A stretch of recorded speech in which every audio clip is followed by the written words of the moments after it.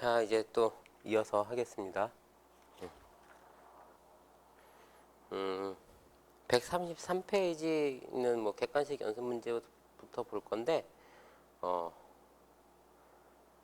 번째 문제, 기업의 경영 활동을 크게 세 가지로 분류할 수 있다. 영업, 투자, 재무. 틀린 것은 첫 번째, 영업 활동과 관련된 대표적인 자산으로는 매출 채권과 유형 자산이 아니죠. 유형 자산은 토지, 건물, 기계 이런 거예요. 1번이 틀렸네. 그리고 두 번째, 투자 활동은 영업 활동과 관련된 자산을 제외한 나머지 자산의 취득과 처분 활동을 의미한다. 투자 활동의 정의죠. 세 번째는 재무 활동이란 영업 및 투자 활동에 필요한 자금을 조달하거나 부채를 상환하는 활동. 맞죠? 네 번째, 그 사업 건설에 필요한 토지를 구입하는 것은 투자 활동에 속한다. 영업 활동과 관련된 자산을 제외한 나머지 자산의 취득 활동이니까 맞는 말이고요. 1번이 틀렸어요. 만약에 1번이 뭐 대표적인 자산으로는 매출 채권과 뭐가 있죠? 재고 자산이죠. 예. 두 번째, 영업 활동과 투자 활동 구분하기가 쉽지 않다. 다음 활동 중에서 투자 활동은 무엇인가? 자, 이거 주된 영업 활동, 주된 목적 사업하고 같이 판단을 해야 되는 거예요. 첫 번째, 자동차 판매 회사에서 자동차를 판매했다. 영업 활동이죠. 과수원에서 사과를 판매했다. 영업 활동이에요. 그쵸? 과수원은 사과를 파는 데니까. 타이어 제조 회사에서 타이어를 제조했다. 그것도 영업 활동이죠. 자, 사업 건설에 필요한 토지를 취득했다. 이게 투자 활동에 해당됩니다. 그리고 세 번째, 이런 문제는 이제 간단한 계산 문제인데, 상품 매매업을 하는 회사래요. 그리고 재고자산 매입 금액을 물어봤어요. 요거는 그 매출원가 공식 가지고 푸는 문제네요. 그쵸?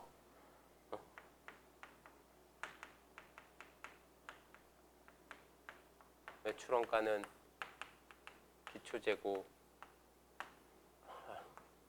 더하기 단기 매입 빼기 기말재고인데, 문제에서 지금 기초재고자산이 50만 원이에요. 그리고 매출원가가 40만 원이야. 그리고 단기 매입액을 물어봤고 기말재고가 60만 원이다. 요거 풀면 되죠. 그리고 5번 볼까요?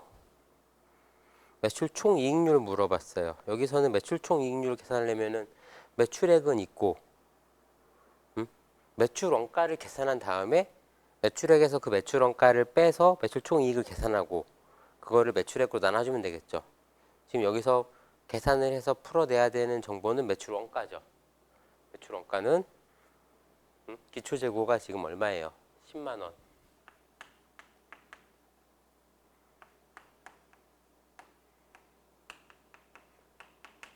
단기 매입이 40만 원.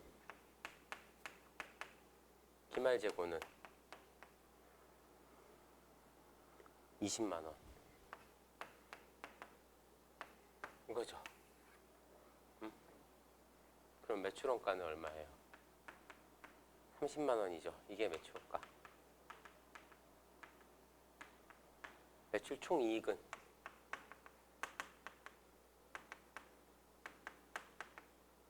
매출액에서 매출원가 빼면 되니까 매출액은 문제에서 50만 원이라고 줬고 매출원가 30만 원으로 계산했으니까 20만 원. 그러면 매출 총 이익률은 20만 원을 매출액 50만 원으로 나누면 되겠죠. 이렇게 계산하면 됩니다.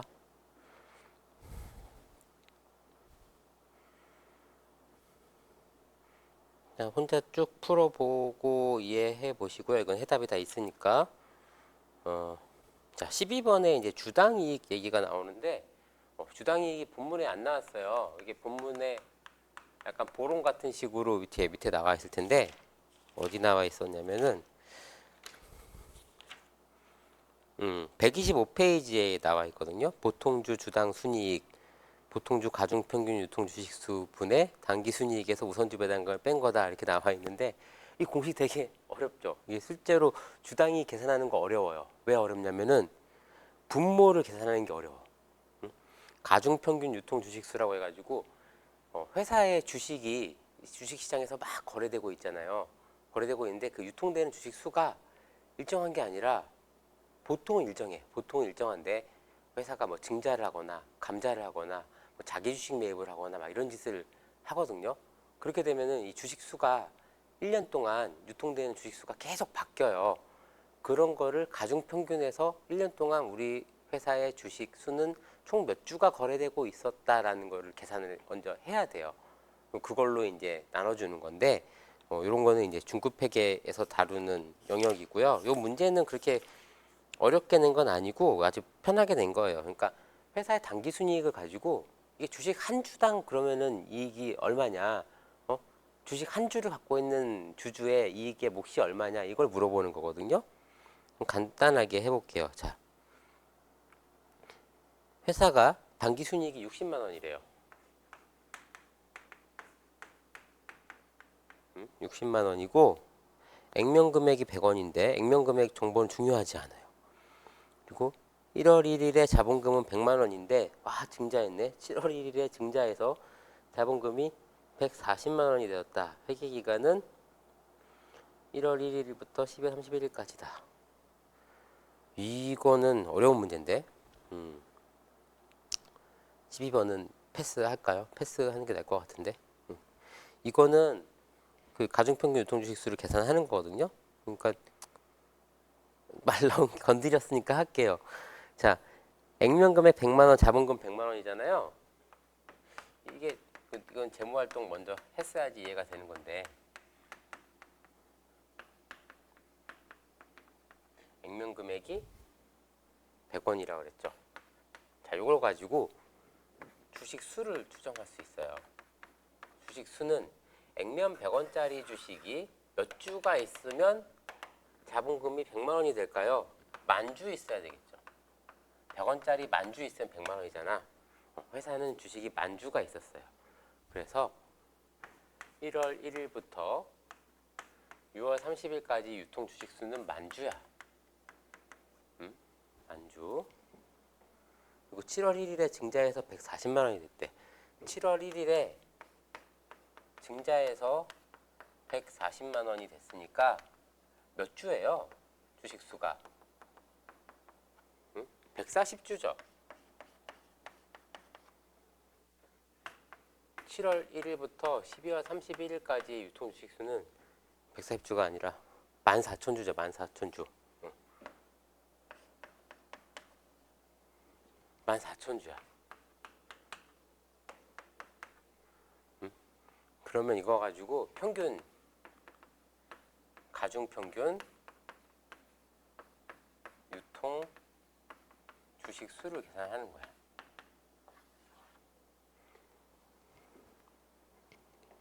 문제에서 다른 단서가 없으니까 365일 중에서 이게 6월까지가 181일이고 이게 뒤에가 184일일 거예요. 저는 계산을 많이 해봐서 이게 외워져 있는데 365일이 이렇게 구성되어 있어요. 상반기가 181일, 하반기가 184일. 이걸 계산해. 그 만주 곱하기 181 하면은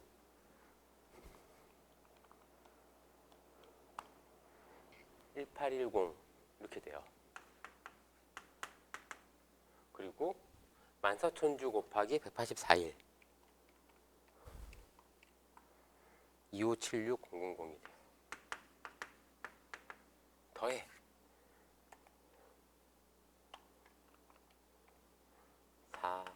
4386000 다시 얘를 365로 나눠줘.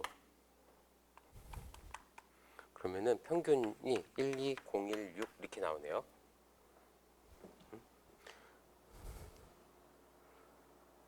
그러면 60만 원 가지고 12016으로 나눠. 숫자가 딱 안 떨어져. 49점 몇 나오거든요. 50원일 거예요. 정답은 2번, 12번에. 50원. 이 문제는 왜 50원 딱 떨어졌냐면은 이거를 저처럼 일할 계산하지 않고 그냥 12분의 6, 뭐 12분의 6 이렇게 월할 계산을 한 것 같아. 그러면은 12016주가 아니라 한 12,000주가 될 것 같아요. 12,000주 가지고 나눠주면은 50원이 나옵니다. 이렇게 하는 거고, 여기서 우리가 그냥 요 느낌만 알면 돼요. 그 주당 순이익은 단기 순이익을 주식수로 나눈 거다. 요 느낌이에요. 근데 이 문제가 여기 왜 있는지 모르겠어요. 영업 활동을 얘기하는데 굳이 주당 순이익을 여기서 언급할 이유가 있나 싶어요. 15번에 있는 정보를 이용해서 단기 순이익을 구하면 얼마냐?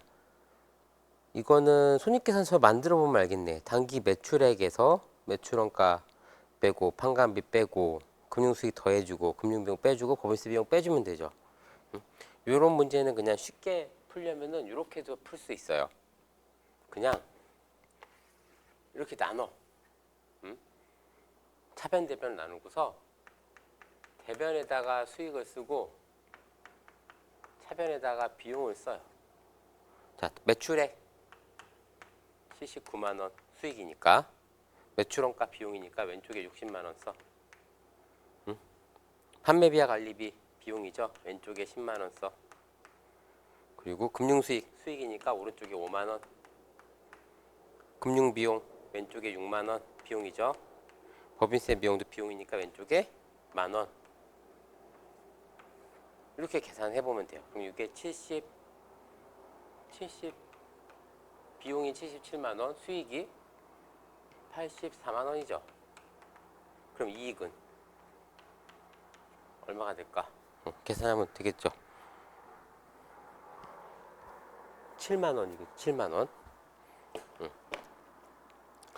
이렇게 보시면 되고, 그 다음에 사례 연구에 있는 거 6번은 했고, 자, 어떤 거를 지금 볼까?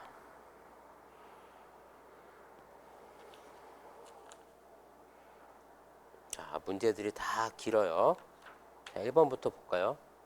자, 이망설 씨는 수입 자동차를 취급하는 회사 사장이다.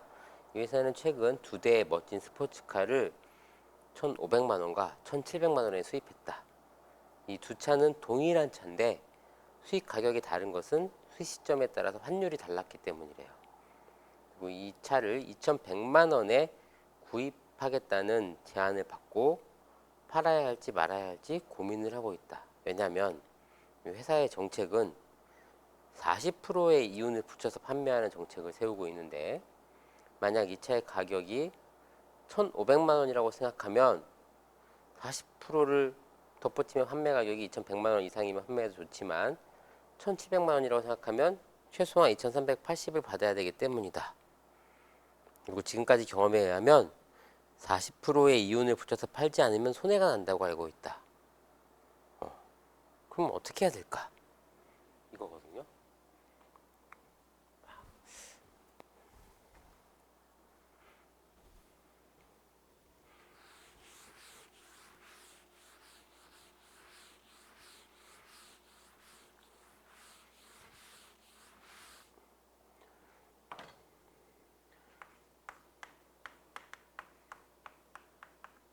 40%의 이윤을 보지 않으면 손해가 난대요. 그 말의 의미부터 먼저 봅시다. 이게 무슨 말이에요? 여기서 말하는 40%의 이윤은 무슨 이익이죠? 매출 총이익을 얘기하는 거죠?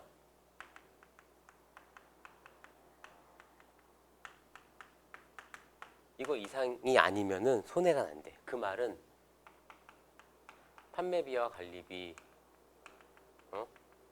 그리고 막 여기서 단계 나오는 영업이익이 있을 거고, 그 밑에 뭐 기타 수익 비용 모르겠는데 뭐 이자 비용 같은 게 있나 봐요. 이런 거에서 한 40%가 더 발생할 거라서 매출 총이익 단계에서 40% 이윤은 내야 된다, 이런 생각을 하고 있는 거야. 이 사람은 40%보다 이익이 적어도 괜찮지 않나 이렇게 생각하면 안 되는 게, 다른 요 매출 총이익 밑에 다른 비용들이 더 있기 때문에 이 사람은 여기서 한 매출 총이익 단계에서 40%를 목표로 하고 있는 거예요. 그러면 1,500만 원에 수입한 게 있고 1,700만 원에 수입한 게 있는데, 1.4를 곱해보면 1,500만 원짜리는 얘를 2,100에 팔아야 되고 1,700만 원짜리는 2,380에 팔아야 돼. 근데 2,100에 산다 그랬나? 누가 2,100만 원에 산다고 이렇게 제안을 한 거야. 그러면 어떻게 해야 될까? 어떻게 할까요? 우리는 야, 1,500만 원에 사온 스포츠카 갖다 주면 되잖아. 이렇게 하면 될까요? 1,700만 원에 사온 거는 갖다 주지 마. 걔는 더 받아야 돼. 이런 식의 의사결정하는 사람 없겠죠. 왜냐면 요 가격만 다를 뿐이지 똑같은 차거든요. 그러면 어떻게 해야 돼요? 이럴 때 쓰는 게 이제 평균이죠. 이 회사에 그러면 평균 매출원가는 얼마야? 한 대당 가격은 너무 쉽다. 이거는 이거를 더해서 이걸 한 거를 나누기 2 하면 되는데 1,600이죠? 원가가 1,600만 원이라고 보면 되는 거야. 두 차의 원가는 그냥 각각 1,600만 원이다 이렇게 생각하고 해야 돼요. 똑같은 거니까. 똑같은 재고자산인데 얘 원가는 한 대당 1,600만 원인 거예요. 그러면 1,600에 1.4를 곱하면 2,240만 원이 돼야지 팔 수 있는 거거든요. 그거 팔면 안 되는 거지. 그렇죠? 2,100에 팔면 안 된다. 이망설 씨, 그만 망설이고 2,240을 달라고 하세요. 왜냐면 우리 회사가 이 차를 수입하는 데 든 원가가 평균 1,600입니다. 그렇게 의사결정을 하라는 거예요. 자, 2번은 이게 분식회계하고도 관련된 내용인데요. 요거는 그냥 한번 읽어보시고 요런 얘기는 이 얘기는 그거예요. 이렇게 수익을 우리는 항상 우리 계속기업 계속기업이기 때문에 기간을 나눠서 성과를 측정하는 문제가 있어요. 근데 올해 회계 기간 안에 이익을 공시를 해야 되는데 뭔가 이익이 부족해. 근데 이 시점에서 발생한 수익 비용들이 있어. 수익 비용이 있는데 이 시점에서 발생한 것도 있고요. 1월 달에 발생한 수익 비용이 있어. 그럼 이때 뭐 1월 2일, 3일 날 일어난 수익, 왜냐면 우리 결산은 12월 31일에 하는 게 아니라 12월 31일자 재무제표를 다음 연도 한 3월 말까지 공시를 하는 거잖아요. 실제로 결산 수정 분계를 1, 2, 3월 달에 한다 그랬어. 그러니까 1, 2, 3월에 결산을 하는 시점에서 보니까 이익이 부족해. 그러니까 여기 1월 초에 있는 수익을 우리 12월에 했다고 하자, 땡겨오자. 그리고 12월 말쯤에 있는 비용들을 이거 1월에 나간 걸로 이렇게 처리를 하면 안 되냐. 며칠 차이 안 나는데. 이런 고민을 하고 있다라는 거예요. 자, 이렇게 하면은 안 되죠. 예. 회계기준 위반에 해당되는 내용입니다. 자, 요구사항에서 뭐 이해당사자 누구냐, 뭐 되게 다수가 있겠죠. 그리고 사장의 요구에 대해서 회계적 관점에서 고려되어야 할 사항은 무엇이냐? 발생주의 원칙이죠. 발생주의. 순건성 씨의 결산정리 수정사항 반영은 위반인가? 이게 뭐 사장 말 따랐으니까 위반을 했네요. 이게 위반이냐 비윤리적인 거냐? 단순히 윤리적인 문제가 아니에요. 위반이에요. 위반. 재무제표를 허위 작성 공시하게 되면 심하면 형사처벌도 받아요. 왜냐하면 그 허위로 작성된 이런 조정을 통해서 약간 가공된 사실과 다른 재무제표를 이용해서 대출을 받을 수도 있고, 정상적으로 했으면 은행에서 대출 의사결정을 안 했을 텐데 은행을 속인 거잖아요. 다른 사람을 속인 거야. 그런 건 우리 사기예요, 사기. 응? 사기는 형사처벌 받는 거예요. 민사로 누가 고소하거나 이러지 않아도 잘못했다라는 게 알려지면은 경찰이나 뭐 검찰이 인지하게 되면은 언제든 조사해서 담당자들을 벌 줄 수 있는 거거든요. 그런 거예요. 자, 그 다음에 3번 이것도 읽어볼까?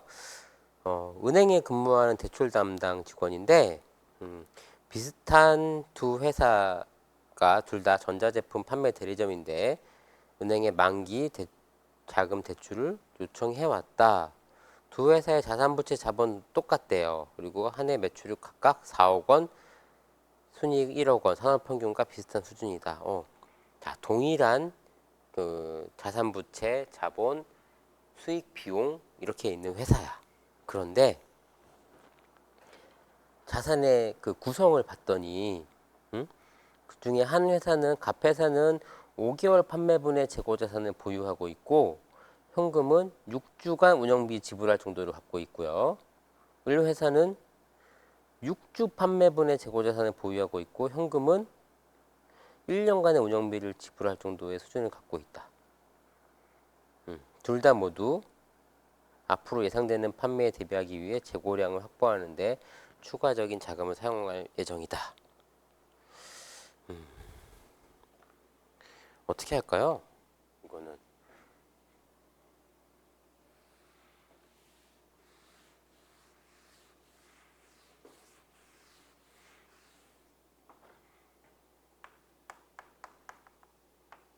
갑회사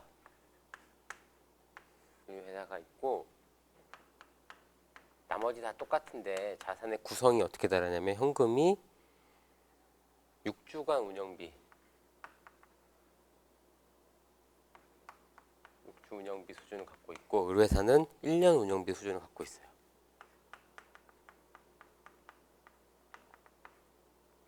재고자산은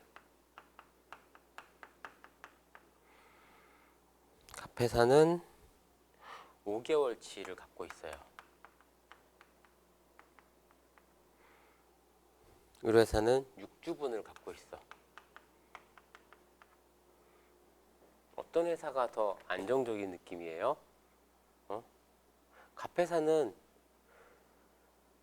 6주 동안 버틸 현금밖에 없는 거예요. 그 6주 안에 갖고 있는 이 5개월치 재고자산을 열심히 팔아야 돼. 그리고 돈을 막 벌어야 되는 거거든요.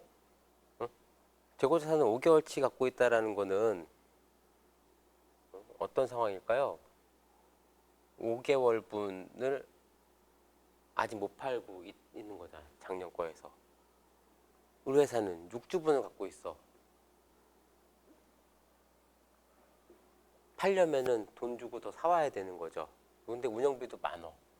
이 돈 주고 재고를 사다 팔면 돼. 갑회사는 돈이 별로 없어서 있는 재고를 열심히 팔아야 돼. 근데 재고가 남아있는 것 자체가 많죠. 응? 재고가 많다라는 운전자본이 많은 건데 운전자본이 많은 게 꼭 좋은 게 아닐 수도 있는 거거든요. 너무 많어. 응?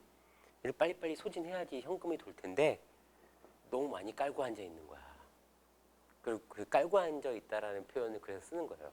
회사가 깔고 앉아 있는 돈 그런 거 운전자본이라고 한다라고 했는데 현금화를 빨리빨리 해야 되는 거죠. 얘는 6주만 있으면 이 재고자산 다 없어져. 다 팔려서 현금화가 되는 거고 여기서는 다 팔려면 한 5달치 걸리는 거. 그리고 이 대출의 용도가 자금의 용도가 재고자산 구입이잖아요.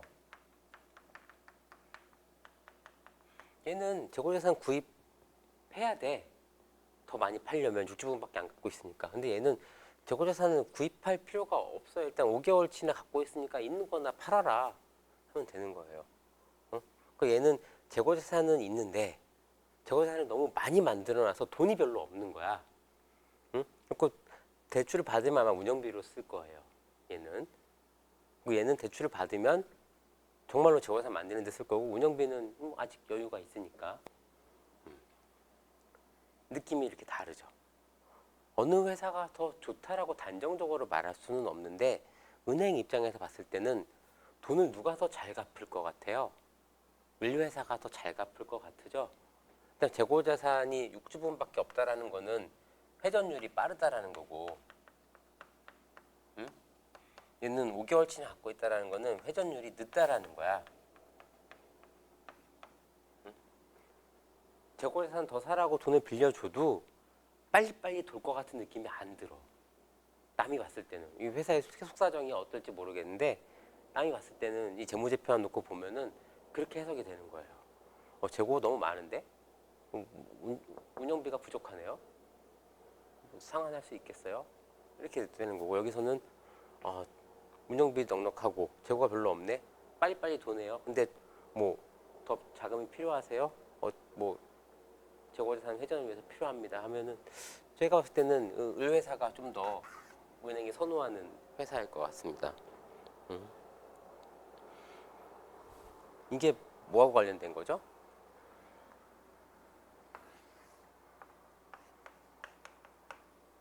둘 다 유동자산이긴 한데 얘는 그 자체가 유동성이잖아. 현금은 어느 회사가 더 유동성이 좋아요? 같은 유동자산이라고 하지만 을류회사가 더 유동성이 좋죠? 유동적이져서 그렇게 판단하시면 되는 거예요. 그다음 4번은 이건 나중에 제가 이제 실제 사례를 보고 하면서 해야 될 삼성전자의 재무제표를 보고 뭐 이렇게 하는 건데, 이거는 수업 시간에 하던가 아니면은 화상 소통할 때 제가 한번 테스트를 해봤더니 다 되더라고요. 제 줌으로 제 노트북 화면을 여러분들한테 보여줄 수가 있더라고요. 화상을 하면서, 화상 수업하면서. 뭐 그럴 때 해도 될 것 같아요. 아니면 수업 시간에 여기서 해도 되고, 그럼 다음 기회가 있을 때 PC를 이용해서 진행하는 걸로 하고. 5번 문제 이거 재밌어요. 5번.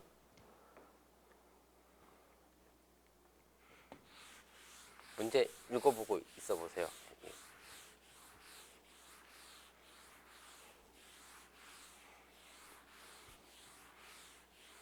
동일한 사건에 대해서 두 동업자가 서로 이익에 대해서 다르게 생각하는 거거든요. 이게 한 사람은 회계적인 마인드가 있어서 발생주의로 이익을 계산했고, 한 사람은 회계 마인드가 없어서 현금주의로 이익을 계산한 거예요. 그래서 누구 말이 맞냐? 당연히 발생주의가 맞다. 이런 걸 하려고 이 책에 있겠죠. 자, 보시면 프로 골프 선수인 김소라 씨하고 유백만 씨가 현금 1,000만 원을 투자해서 골프 연습장인 마스터를 설립하였다. 연습장 시설에 350만 원, 골프공 사는데 80만 원 투자했다. 그리고 500평의 토지를 월 100만 원씩 임차료 지급 조건으로 임차하였고 첫 달분 임차료를 지급했다. 첫 달에 광고 비용으로 60만 원 발생했으나 15만 원은 3월 31일 현재 아직 지급하지 않았다. 골프공 회수하기 위해서 인건비 40만 원 지급했고 고객으로부터 받은 연습장 사용료는 모두 은행에 입금되었다. 3월 31일에 3월 중 정기료 청구서 10만 원을 받았으나 아직 지급하지 않았고 이렇게 막 거래가 나와 있어. 그리고 3월 31일 은행 잔고가 815만 원이다. 김소라 씨와 유백만 씨는 3월의 영업 성과로 최저 185만 원 손실, 최고 220만 원의 이익 이렇게 추정하고 있어요. 서로 얘기가 달라요. 요구사항이 손실 185만 원의 근거가 뭐냐, 이익 220만 원의 근거가 뭐냐 이렇게 물어보고 있는데 힌트가 다 있죠. 지금 여러분들이 지금 처음 보는 문제니까 힌트가 185만 원은 현금 기준 손익계산서, 그리고 220만 원은 재무상태표를 만들어 봐라 이렇게 힌트는 이렇게 있는데요. 현금 기준 손익계산서까지 작성할 필요는 없고, 첫 번째 왜 185만 원이라고 할까요? 185만 원의 근거는 사업 시작할 때 현금 1,000만 원으로 시작했어요.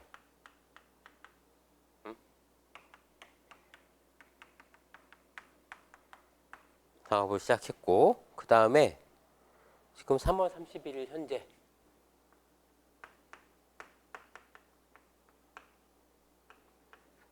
이걸 여기다 현금 1000만원 이게 현금 잔액이 3월 1일 날 1000만원으로 시작했어. 근데 어떤 거래가 막 있었어. 근데 3월 31일 날 현금이 800 얼마 남았다 그래서 15만원 이렇게 있는 거야. 돈이 1000만원 있던 게 815만원 남았어요. 그러면은 이 차이가 185만원이죠. 야, 1000만원 갖고 시작했는데 지금 돈 815만원 밖에 없어. 우리 185만원 손해본 거야. 이렇게 얘기하고 있는 거예요. 이게 현금주의예요.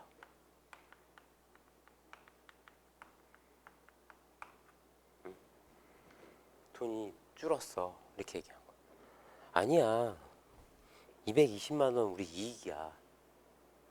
힌트가 재무상태표를 작성하라고 딱. 이건 뭐냐면은 돈을 쓰긴 썼는데 돈은 확실히 줄었어요. 돈을 쓰긴 썼는데 이 돈 나간 게 비용으로 나간 것들도 있지만 나의 자산이 생긴 것도 있어요. 우리 이익은 뭐예요? 기초 자본이 기말 자본으로 바뀌면서 이렇게 증가한 자본의 증가분이 결국 이익인 거잖아. 이 두 사람은 1000만원이라는 자본금을 냈는데 설립할 때 재무상태표가 그냥 이거였어. 자본금 1000만원, 현금 1000만원 이거였는데 나중에 재무상태표를 봤을 때 내가 얼마나 이익을 받냐라는 거는 자산에서 부채를 뺀 요 자본이 이때는 자본 1000만원이 전부였지만 이때의 자본이 얼마가 됐느냐 가지고 판단을 해야 되는 거예요. 그래서 이제 재무상태표를 만들어 봐라 이렇게 했는데 해볼게요. 이거는 어떻게 하냐면 일단 여기 있는 거를 분개를 다 해보면 됩니다. 첫 번째 날짜는 없으니까 3월 1일 날 골프장을 설립했다. 1000만원 투자해가지고 분개할게요. 현금 은행에 있는 예금을 그냥 현금이라고 할게요. 현금 1000만원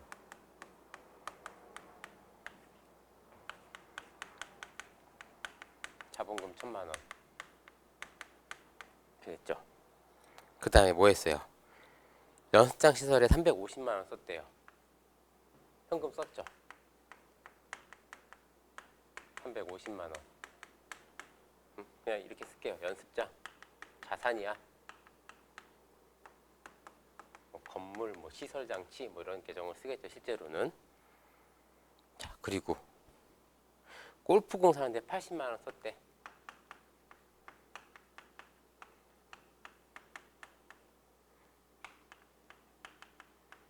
골프공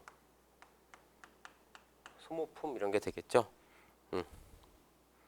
그 다음에 월 100만원 임차 조건으로 임차하는데 첫 달분 임차료를 지급했다. 첫 달 100만원 임차료 줬어요.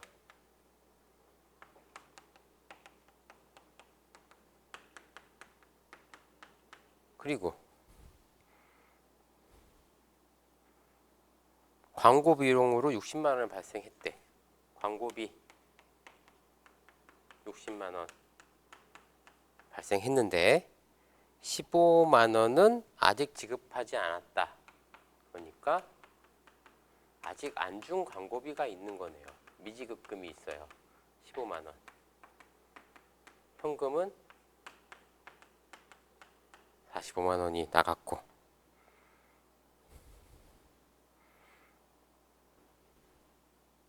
그리고 인건비로 40만원을 지출했다. 급여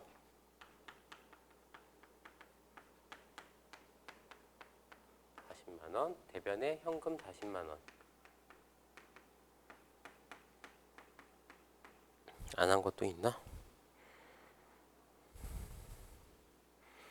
그리고 연습장 사용료는 모두 은행에 입금되었다. 금액은 아직 안 나왔으니까 좀 이따 계산을 해봐야 되고요.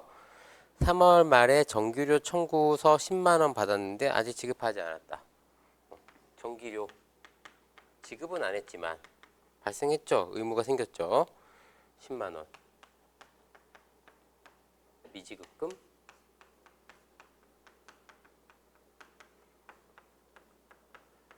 10만 원 이렇게 한 거예요. 그렇죠?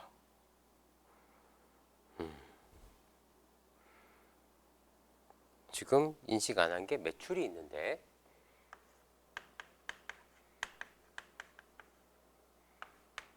매출 전부 은행에 입금했대요. 이 금액은 계산이 좀 필요하네요. 이렇게 해가지고 이 계산 어떻게 할까요? 현금 장부 갖고 계산하면 되겠죠? 현금 분괴된 거 써볼까요? 차변에 1000만 원, 대변에 350, 그 다음에 대변에 80, 대변에 100, 대변에 45만 원,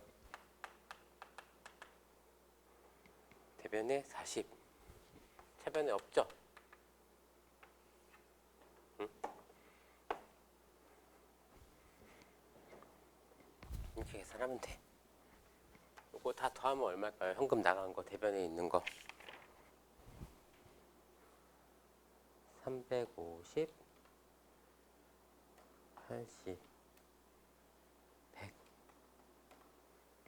45만 원, 40만 원, 615만 원이 나갔네. 응? 근데 잔액이 얼마 남아있다 그랬어요? 815만 원 있다 그랬죠? 815. 여기가 잔액이 815가 되려면은 여기다 쓸까요? 왼쪽이 오른쪽보다 815만 원 더 크면 되잖아. 그쵸? 615만 원보다 더 큰 거 815만 원 더하기 8150 1430만 원이 되면 되네. 합계가. 응? 자, 이렇게 제가 815 잔액을 여기다 쓴 이유는 다음 달로 2월 뭐 이런 느낌으로 쓴 거예요. 이렇게 1430이 돼야 돼. 그럼 여기가 1430이 되려면은 430만 원만큼 입금된 게 있었겠구나 추정할 수 있겠죠. 이렇게 되는 거야.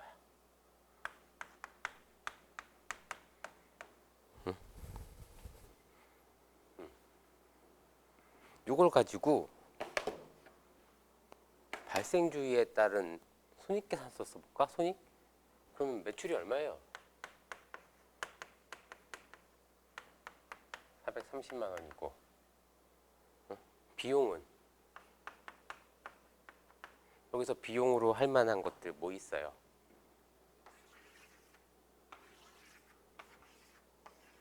얘네들이 비용이네. 그쵸? 160, 200, 210만 원이네.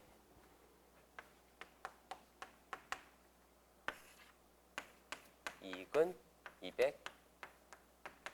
220만 원 이렇게 나온 거야. 한 사람은 이익이 220이라고 했다. 이게 맞는 거야. 그러니까 재무상태표를 써보면은 손익계산서는 이렇게 간단하게 썼어요. 재무상태표를 작성해 보면 현금이 지금 얼마 있어요? 현금이 815만 원 있다 그랬죠? 그리고 다른 자산들 연습장 자산이 있어 350만 원, 골프공 자산이 있어 80만 원, 그리고 부채 미지급금 있죠? 얼마 있어요? 미지급금이 요 광고비 미지급금하고 전기요금 미지급금 합치면 25만 원이죠.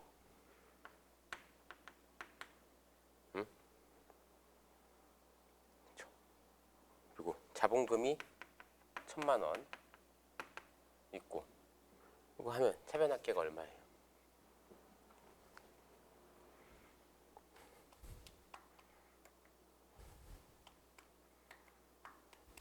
1,245만 원. 이쪽도 1,245만 원이 돼야 돼. 응? 이건 1,025만 원이죠.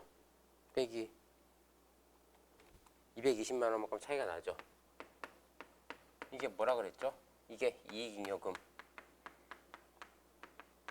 응? 아까 여기서 계산한 이익 220만 원이 이익잉여금으로 딱 들어오는 거죠. 자본으로.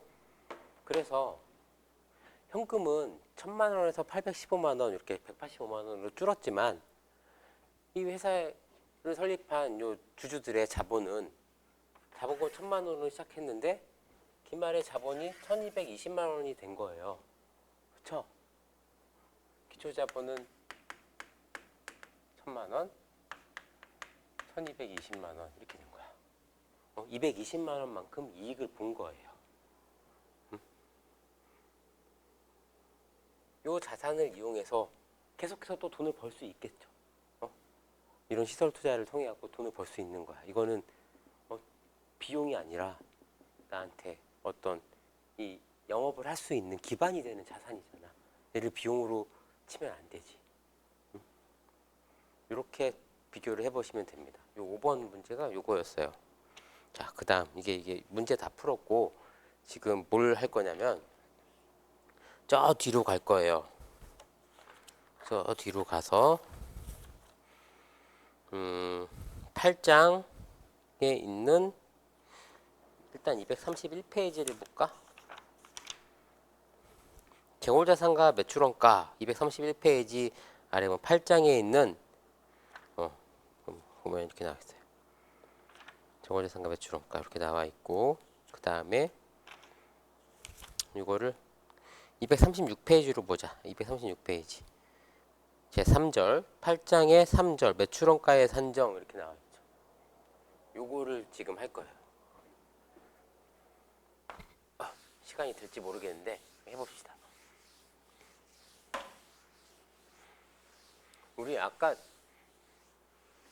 매출에 대응되는 비용인 매출원가, 이 비용은 매출을 할 때마다 인식하기가 되게 어렵다 그랬어요. 정말 고가의 스포츠카나 뭐 그런 어떤 명품 수량이 몇 개 안 되는 이런 것들은 가능한데, 대량 생산하거나 대량 구매하는 그런 항목들은 물건이 팔릴 때마다 걔 원가가 얼마인지를 모른단 말이야. 몰라요. 그래서 우리가 어떻게 하기로 했냐면은 기초 재고에서 단기 매입액을 더한 그 판매 가능 총 재고에서 기말에 창고에 남아있는 거를 빼면 걔가 매출 원가다 이런 얘기를 했어. 그런 얘기를 했는데, 자, 지금까지는 그거를 이제 다 금액으로 알려줬단 말이야. 근데 기말에 창고에 가서 기말 재고를 확인하려고 가보면 창고에 재고가 어떻게 있어요? 쌓여 있어. 매장에도 쌓여 있고 쌓여 있는데 그 보면 얼마인지 알아요? 몰라.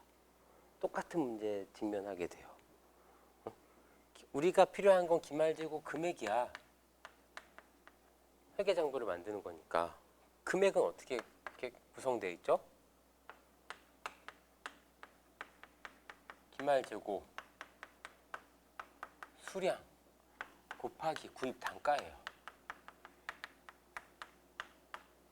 창고 가서 확인할 수 있는 거는 수량밖에 확인이 안 돼요. 구입 단가는 이거 언제 사온 거지? 똑같은 문제에 또 직면하게 되는 거야. 이거 어떻게 해? 얼마짜리 써야 돼? 이 문제가 또 생깁니다. 요거를 결정하는 방법을 배우는 거예요. 여러 가지 방법이 있어요. 첫 번째로 나오는 게 개별법이 있어요. 개별법. 여기 왼쪽에 있는 거는 똑같아요. 우리 그 앞장에서 했던 거랑 똑같은 겁니다. 판매 가능 재고가 매출원가가 되거나 기말 재고가 된다. 이렇게 나와 있는 거고 236페이지 그림은 네 가지 방법이 있습니다. 일단 크게 개별법. 개별적으로 각각의 원가 그냥 대응시키면 되지 뭐. 이거는 판매된 물건의 원가를 정확하게 걔가 어떤 게 팔렸다를 아는 거야. 이 문제에서 나와 있는 슈퍼카 이런 거. 그림 8-2 개별법 사용에 따른 매출원가. 스포츠카 막 이렇게 있죠. 7천만 원짜리, 8천만 원짜리, 9천만 원짜리 막 이렇게 있는데 아까 우리 예제를 할 때는 그거를 평균해서 했잖아요.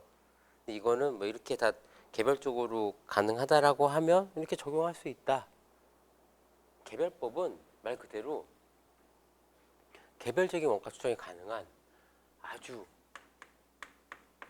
고가의 그런 상품 제품 상품이겠다. 제품도 아니지. 고가의 상품에만 적용할 수 있어요. 시계 몇 천만 원짜리라는 시계 이런 거 그런 거 수입해서 파는 사람이야. 뭐 이거 뭐 5천만 원에 팔았다. 내가 수입한 가격이 3천만 원이다 하면은 원가 계산이 쉽죠. 물건이 몇 개 안 되니까. 그럼 슈퍼카 이런 것도 개별법 일일이 대응하는 거 너무 쉽죠. 그 다음에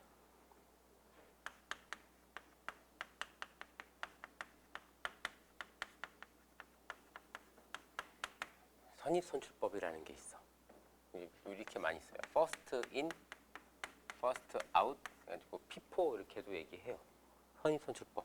먼저 사온 게 먼저 팔렸다고 치자. 그러니까 기말에 남아있는 재고는 나중에 사온 걸로 남아있는 거야. 장부를 보면은 언제 얼마를 샀다라고 기록은 했으니까 기말에 100개가 남았다. 그러면은 뒤에서부터 100개가 되는 애를 찾아서 걔가 기말 재고라고 보는 거지. 앞에 게 팔렸다라고 보는 거고. 후입 선출법도 있어요.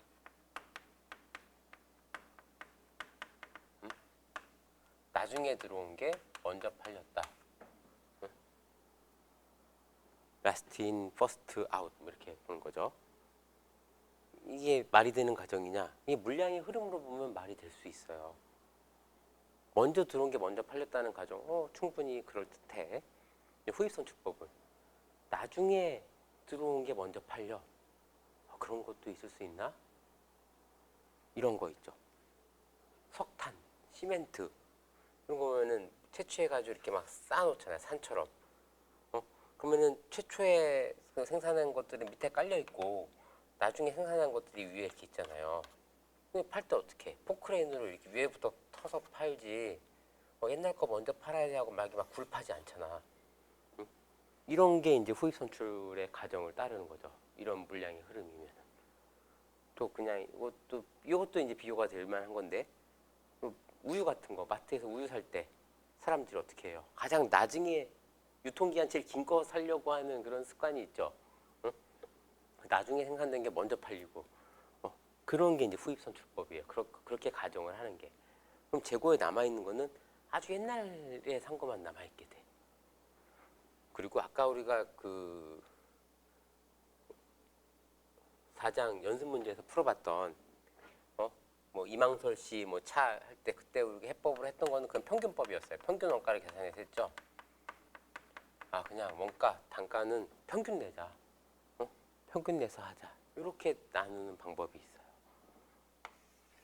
이렇게 네 가지가 있어. 네 가지가 있고.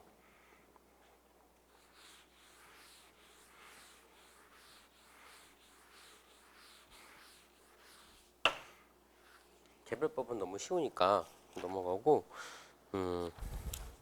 여기서는 이거를 어떤 거 갖고 해볼 거냐면 문제가 하나 있을 거야.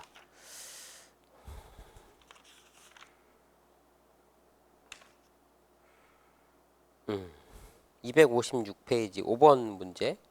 기말 재고자산과 매출원가의 결정 해가지고 자 오렌지는 기초재고자산으로 오폰이 뭐예요? 오폰? 나는 이 오폰이 뭔지 모르겠는데 오폰이라는 게 있대요. 오폰 15개 단가 16,000원을 갖고 있다. 회계 기간 중 구입한 오폰의 개수와 단가는 다음과 같다. 응? 판매한 건 50개였고 20개는 35,000원에 팔았고 30개는 4만원에 판매했다. 매출원가, 매출총이익, 기말 재고자산을 각각 아래 방법에 따라 계산을 해봐라. 이런 거예요.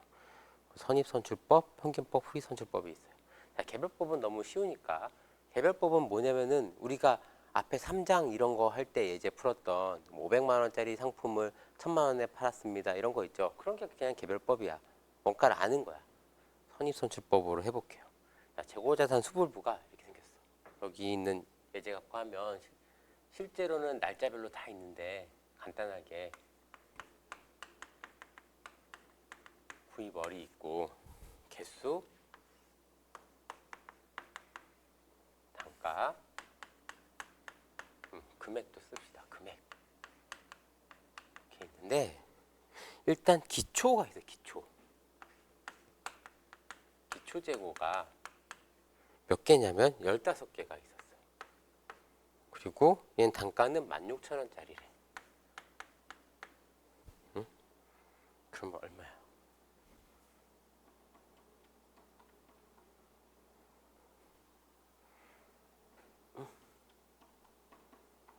24만 원.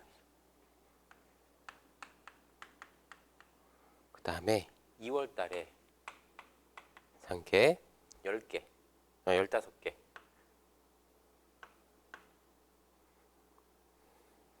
단가는 24,000원. 그리고 6월 달에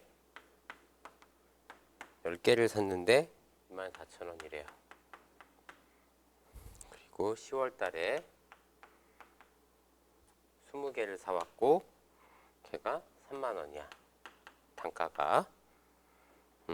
그러면 금액이 각각 15개 24,000원 하면 36만 원이고 10개 24,000원 하면 24만 원이고 20개 3만 원 하면은 60만 원이겠죠. 이렇게 있었어. 그래서 이거 더하면 뭐예요? 이게 판매 가능 재고죠. 기초 재고 더하기 얘가 단기 매입이니까.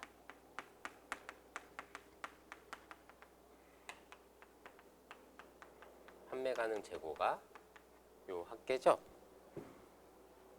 24만 원, 36만 원, 24만 원, 60만 원, 144만 원.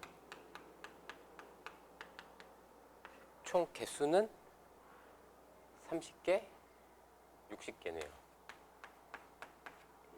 이렇게 돼 있어요. 그리고 매출이 얼마냐? 50개를 팔았는데, 자,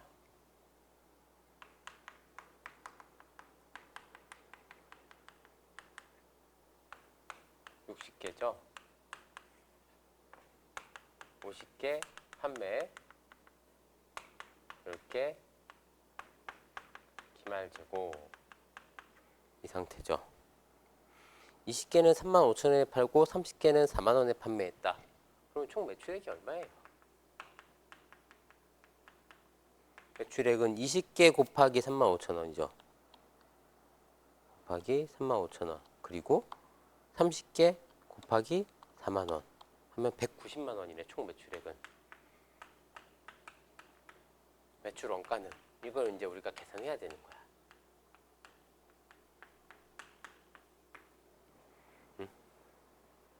매출 원가는 요 판매 가능 재고에서 기말 재고를 빼면 되는 거죠. 기말 재고가 몇 개죠? 10개.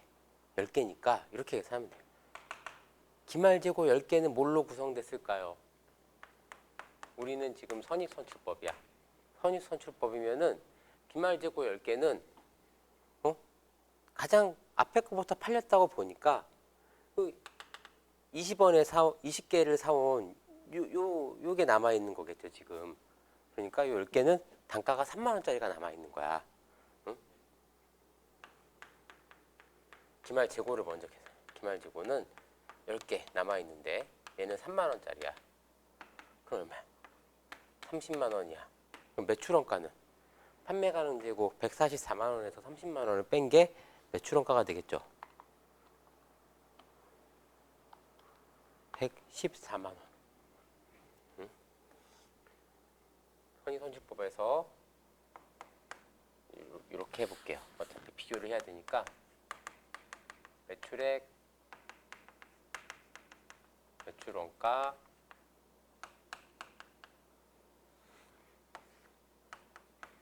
매출총이익, 기말재고 이렇게 써볼게요. 매출액은 항상 똑같아.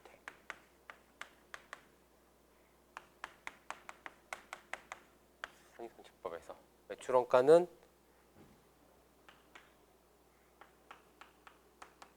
이거였죠. 기말재고는 30만 원이었고 매출총이익은 계산해 보면 76만 원이죠. 만약에 후입선출법이다. 그럼 어떻게 돼? 매출액은 똑같아요. 매출원가하고 기말재고가 지금 어떤 방법이냐에 따라서 달라지고 있는 거거든요. 그럼 기말재고가 후입선출법 10개가 남아있는데 이거부터 팔린 거야. 그럼 기말에 남아있는 거는 기초재고가 남아있는 거야. 기초재고 15개 있던 것 중에서 5개는 팔렸고 10개가 남아있는 거야. 기말재고가 후입선출법에서는 10개 곱하기 그 단가는 기초재고 단가 16,000원. 기말재고가 16만 원이에요. 그럼 매출원가는 얼마야? 144만 원에서 16만 원 빼면 되죠. 128만 원이야 매출원가가. 매출 총이익은 62만 원. 이렇게 되는 거야. 평균법은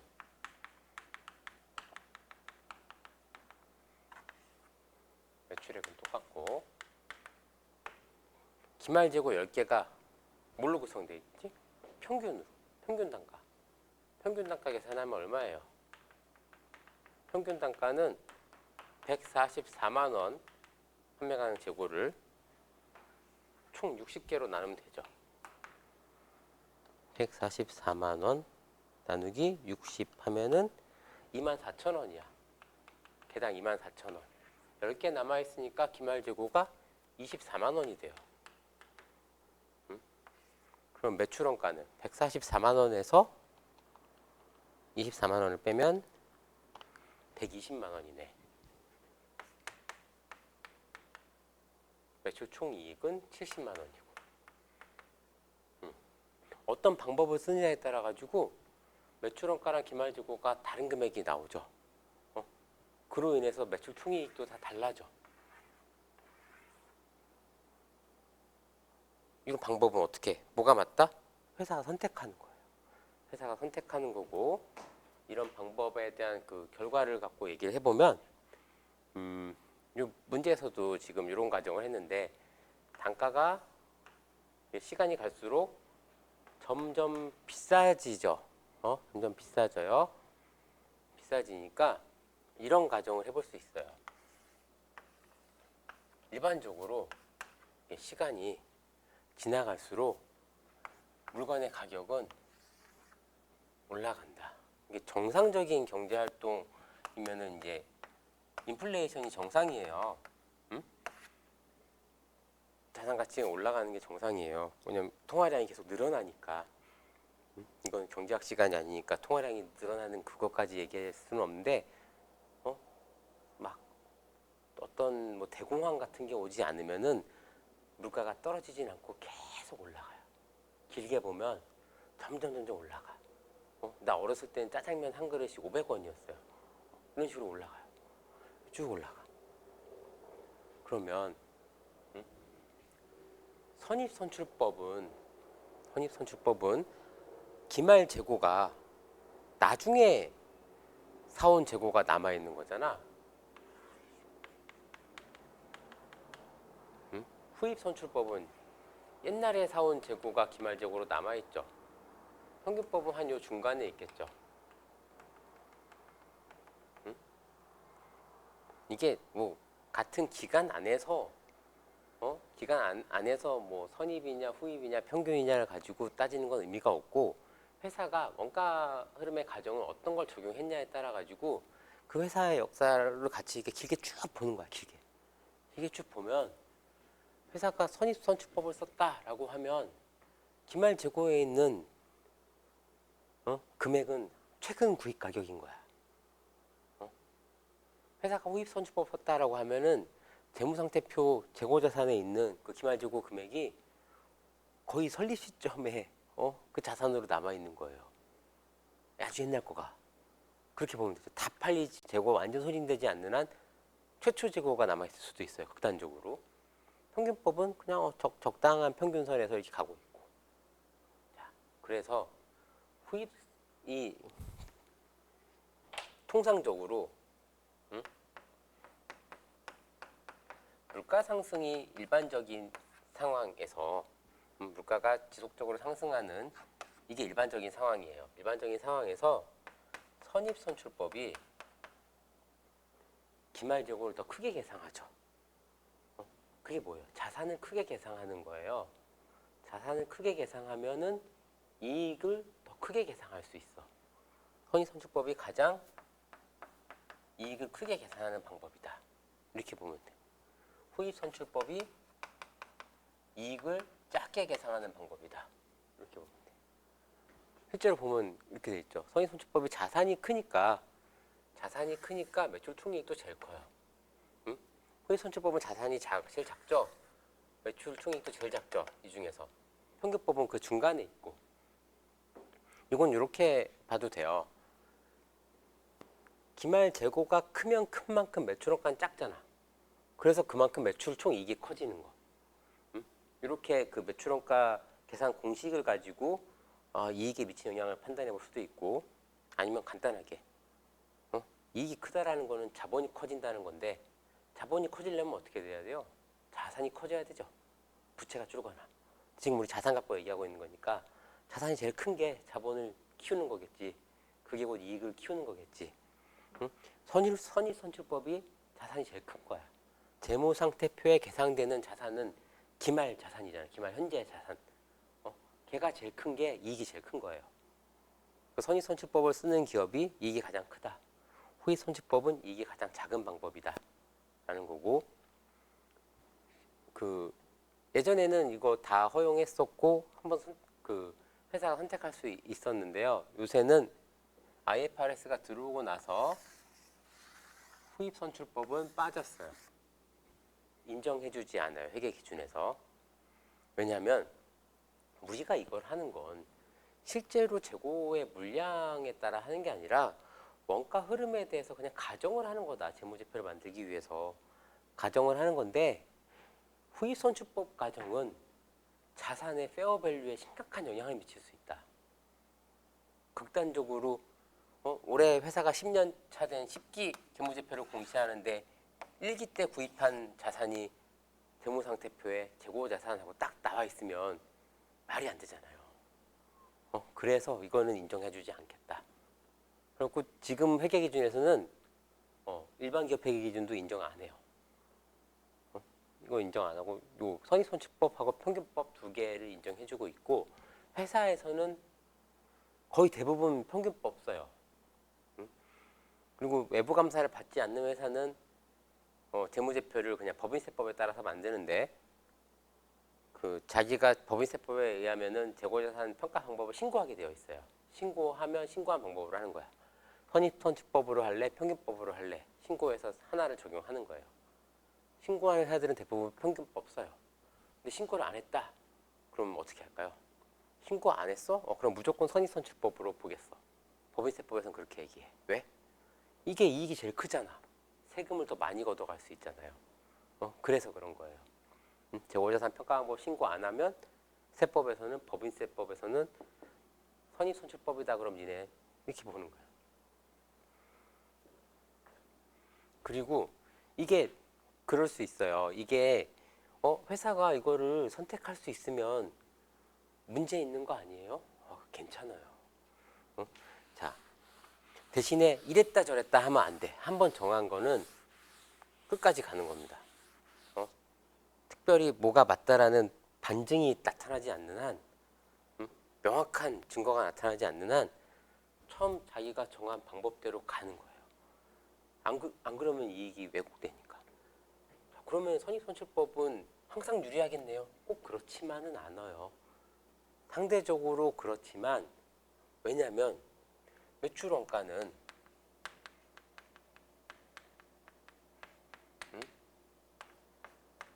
기초재고에서 이거 자꾸 쓰죠. 단기 매입 더해주고 빼기 기말 재고인데, 올해의 기말 재고 얘가 어떻게 돼요? 다음 연도 기초 재고가 된다고요.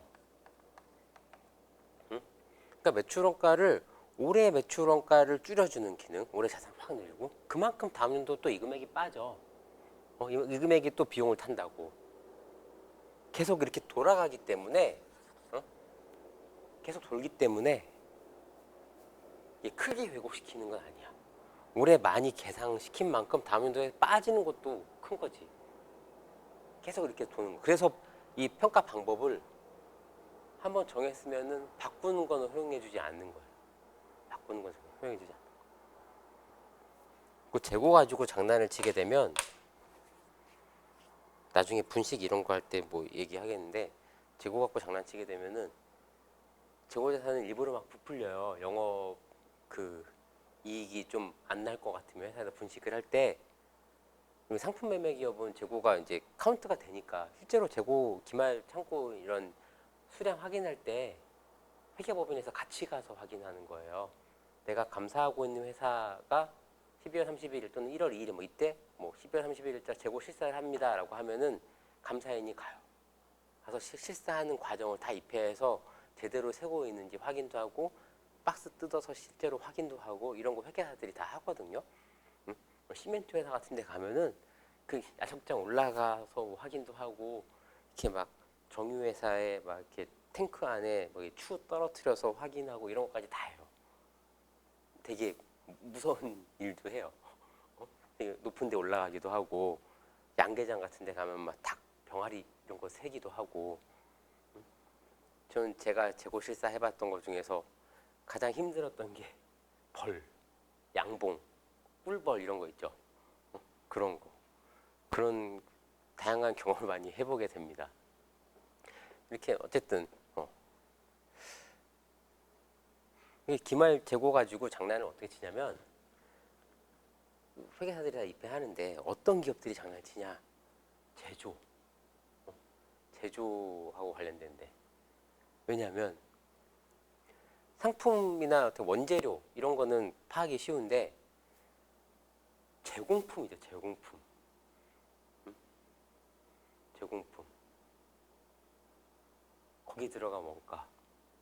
생산 제공품의 원가는, 어쨌든 제품의 원가는 원가 계산할 때 일단 사람이 노동력이 많이 들어가면은 그 원가가 올라가잖아요. 그러니까 시간이 좀 없긴 한데 생산량을 막 늘려. 일부러 생산을 많이 해서 생산량을 늘리면 재고 자산이 늘어나겠죠. 그렇게 해가지고 이익을 내는 데도 있어요. 예를 들어 팔려야지 결국 궁극적인 이익이 되는 건데, 안 팔려도 만들어 놓으면 자산이 되잖아. 그런 식으로 그런 것도 있고, 속이는 경우는 뭐 해외에 있는 재고 자산, 예전에 IMF 때 대우그룹 대우차가 그때 그 분식했던 거는 뭐 폴란드 공장에 있는 재고를 부풀렸다든지, 전부 다 가볼 수가 없거든요. 감사하는 사람들이 그런 거를 악용해서 이렇게 장난을 치거나 뭐 이럴 수 있는데, 대신 재고 가지고 분식을 하게 되면 다음 연도에 그 여파가 바로 돌려받아요. 기말 재고가 바로 기초 재고로 와버리니까 올해 매출원가 줄인 것만큼 다음 연도 매출원가 확 늘어나요. 그래서 다음 연도에 만회를 잘 하면 해결이 돼. 근데 맨날 비슷비슷한 상황이야. 그럼 또 늘려야 돼, 재고를. 그럼 재고만 점점 쌓이는 거야. 그러면은 이상한 징후가 이제 재무제표에 나타나기 시작해. 재고자산이 보유기간이 너무 길어진다. 회전율이 떨어진다. 재고자산이 너무 커졌다. 이런 게 다 보이기 시작하거든요. 그렇게 되면은. 실제로 대우조선해양은 약간 그런 케이스, 재고자산, 매출채권 이런 게 점점 커진 케이스 그런 거였고요. 그런 거 다음에 기회 있을 때 한번 사례를 가지고 얘기하도록 하고, 자 오늘 이렇게 해서 영업활동을 끝냈습니다. 다음 시간에 이제 투자활동 할 거고, 투자활동 하면은 그 수익비용 대응의 원칙에 대해서 한 번 더 생각해 볼 수 있는 시간이 될 거예요. 자 오늘 여기까지 할게요.